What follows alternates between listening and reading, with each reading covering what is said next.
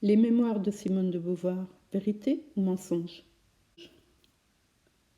On a souvent reproché à Simone de Beauvoir de recomposer ses souvenirs à sa guise et de modifier à son gré l'histoire des événements et des personnes qui ont traversé sa vie. Nelson Algren, interrogé à ce sujet par Deirdre Baird, la première biographe, une américaine, de la vie de la philosophe, lui a répondu abruptement. Une autobiographie? Mon œil. De l'autofiction? Voilà ce qu'elle a écrit. Quant à Deirdre Baird, pour définir les mémoires de Simone de Beauvoir, elle invente le concept de vie reconstituée. Elle note que ce terme n'a rien de péjoratif, mais désigne la façon dont l'être humain filtre l'expérience en fonction de ses besoins. Passionnée de la vie et des livres, c'est dans l'autobiographie que Simone de Beauvoir réalise la synthèse de toutes ses aspirations. Elle va pouvoir y retracer les grandes lignes de son existence, les observer à la loupe, leur donner une direction, et enfin réaliser ce rêve d'adolescente. Il faut que ma vie serve, il faut que dans ma vie, tout serve.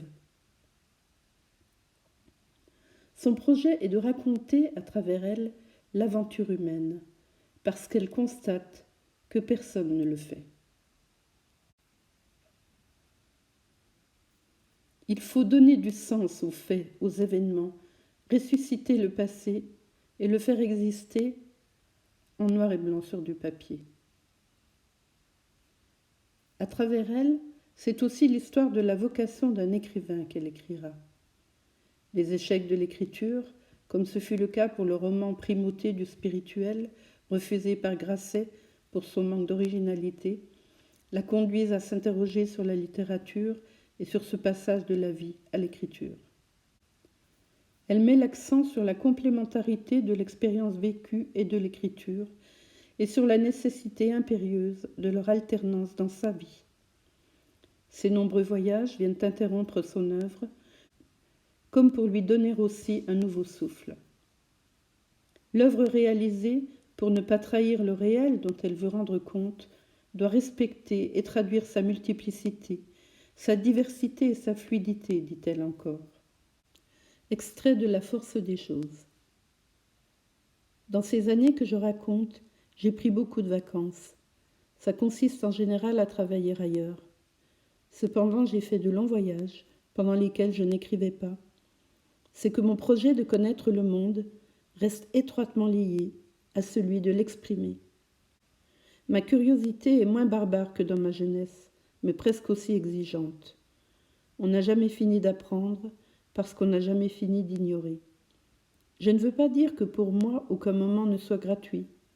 Jamais un instant ne m'a semblé perdu s'il m'apportait un plaisir. Mais à travers la dispersion de mes occupations, divertissement, vagabondage, il y a une constante volonté d'enrichir mon savoir. Plus je vais, plus le monde entre dans ma vie, jusqu'à la faire éclater. Pour la raconter, il me faudrait 12 portées et une pédale pour tenir les sentiments, mélancolie, joie, dégoût, qui en ont coloré des périodes entières à travers les intermittences du cœur. Dans chaque moment se reflète mon passé, mon corps, mes relations à autrui, mes entreprises, la société, toute la terre.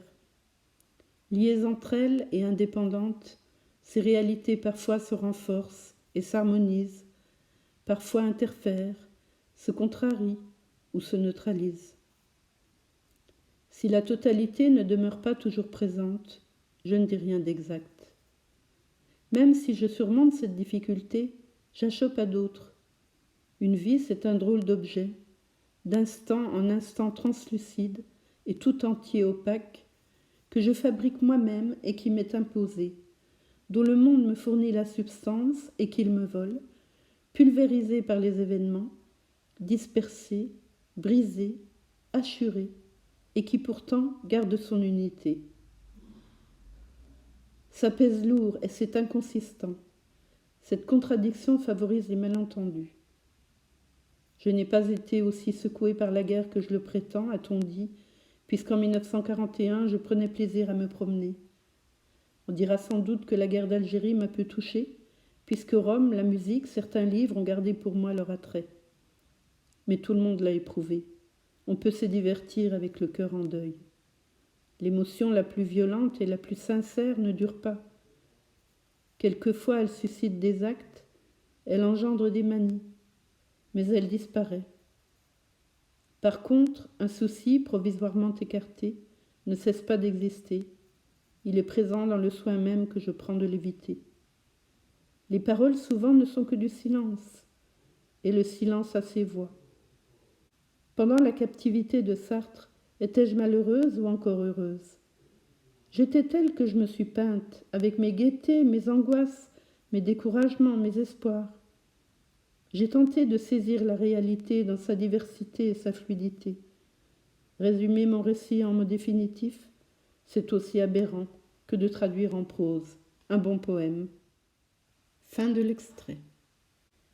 L'originalité de son autobiographie tient à cette écriture continue qui l'accompagne tout au long de sa vie et qui évolue avec elle, portant sur le passé un regard distancié mais fluctuant, non figé, ce qui lui permet de rendre compte des événements et en même temps de les analyser, de leur donner un sens rétrospectif, plus éclairé que lorsqu'ils ont été vécus. Le regard qu'elle porte sur ses amours de jeunesse va ainsi se métamorphoser sous nos yeux de lecteurs, selon qu'elle les évoque lorsqu'elle a 50 ou 60 ans. Ce sont plusieurs couches de réflexion qui se juxtaposent au fil de l'écriture et qui finissent par donner de la réalité des résonances multiples. De là la richesse exceptionnelle des mémoires de Simone de Beauvoir qui s'échelonnent depuis qu'elle a 50 ans, 1958, année de l'écriture des mémoires d'une jeune fille rangée, jusqu'à son dernier livre, La cérémonie des adieux, 1981, écrit à 72 ans. Vérité et littérature, journal intime et mémoire. À de fréquentes reprises, Simone de Beauvoir évoque son journal intime, y fait référence, et même en retranscrit certains fragments dans son autobiographie. La relecture de son journal lui permet d'approfondir sa connaissance d'elle-même et de faire la différence entre ce mode d'expression sans recul sur les événements et les mémoires. Le temps joue ici le rôle fondamental de la mise à distance et permet l'analyse en profondeur d'une personnalité. En écrivant son journal, elle peut, dit-elle, se dédoubler, se regarder, s'épier, dialoguer avec elle-même, mais on y reste contemporain de soi-même, comme aveuglé par cette trop grande proximité de soi avec soi. Seules les mémoires qui contiennent une part de récit peuvent faciliter une approche de la vérité. L'objectivation qui résulte de l'écriture du journal intime doit se conjuguer avec la durée pour faire émerger les constantes de sa personnalité. La recomposition inhérente à l'écriture des mémoires permet aussi de trouver une cohérence aux événements, comme elle l'explique en retraçant l'histoire de ses amours avec son cousin Jacques dans le premier tome de ses mémoires. Aujourd'hui seulement, je recompose son histoire avec un peu de cohérence. Cependant, le rapport à la vérité se trouve quelque peu entaché par l'entreprise même des mémoires. On peut vouloir tout dire de soi, mais la tâche est impossible si l'on songe à tous ceux que l'on implique dans cette entreprise. Il lui faudra donc laisser, dit-elle, résolument dans l'ombre beaucoup de choses. Avec cette précaution oratoire, j'ai consenti dans ce livre à des omissions, jamais à des mensonges. Enfin, elle répond par avance aux objections de ceux qui relèveraient des erreurs. Due à sa mémoire, elle ne pourrait de toute façon compromettre la vérité de l'ensemble. La sincérité littéraire. Plus que de vérité, il faut parler de sincérité littéraire, que Simone de Beauvoir définit ainsi. Il ne s'agit pas de transcrire les émotions, les pensées qui par instant vous traversent, mais d'indiquer les horizons que nous ne touchons pas, que nous apercevons à peine et qui pourtant sont là. Un écrivain ne pourra donc jamais capter, dit-elle, la réalité qui l'intéresse, il ne pourra que l'approcher. C'est pourquoi chaque livre écrit en appelle un autre. le monde déborde ce que l'écrivain peut en dire. Ainsi définit-elle cette espèce de dialectique qui caractérise l'œuvre littéraire en général et la sienne en particulier. Dans son autobiographie, Simone de Beauvoir se réclame de cette sincérité aussi éloignée de l'avantardisme que du masochisme. Elle reconnaît la possibilité des erreurs, mais affirme n'avoir jamais triché. Extrait de La force des choses. Le fond tragique ou serein sur lequel mes expériences s'enlèvent leur donne leur vrai sens et en constitue l'unité.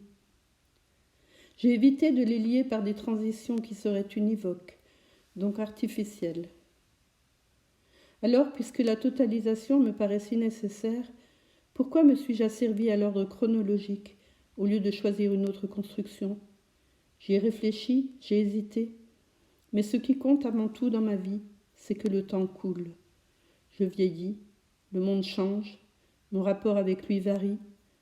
Montrer les transformations, les mûrissements, les irréversibles dégradations des autres et de moi-même, rien ne m'importe davantage. Cela m'oblige à suivre docilement le fil des années.